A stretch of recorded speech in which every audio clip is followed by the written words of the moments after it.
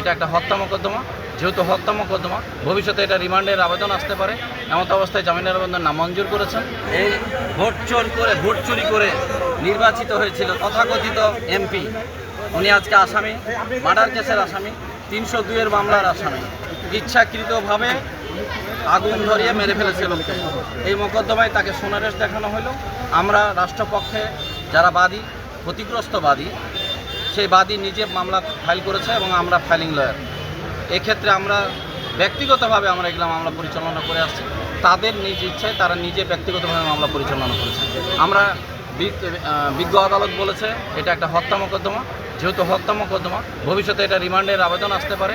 এমত অবস্থায় জামিনের আবেদন নামঞ্জুর করেছেন এবং এটা মামলাটা এখন বর্তমানে যেহেতু জিআর মোকদ্দমা সেহেতু পেন্ডিং আছে। হয়তো তদন্তকারী কর্মকর্তা হয়তো ভবিষ্যতে এটা রিমান্ডের আবেদনও করতে পারেন, কারণ অন্যান্য আসামিরা যারা আছে, যেহেতু উনি ওনাদের ভাষায় ওনারা বললেন যে উনি নেতৃত্বের জায়গা আছে, তো কে সাথে ছিল, কোন আসামির সাথে ছিল, কোন আসামি মিলিয়ে তাকে পুড়িয়ে মারা ফেলা হয়েছে, এগুলো সঠিক উদ্ধারের জন্য রিমান্ডের আবেদন করা হবে। ইনশাআল্লাহ তার ন্যায় বিচার হবে, এটা প্রত্যাশা রাখি। বাদী পক্ষে আমাদের তীব্র আপত্তি আছে।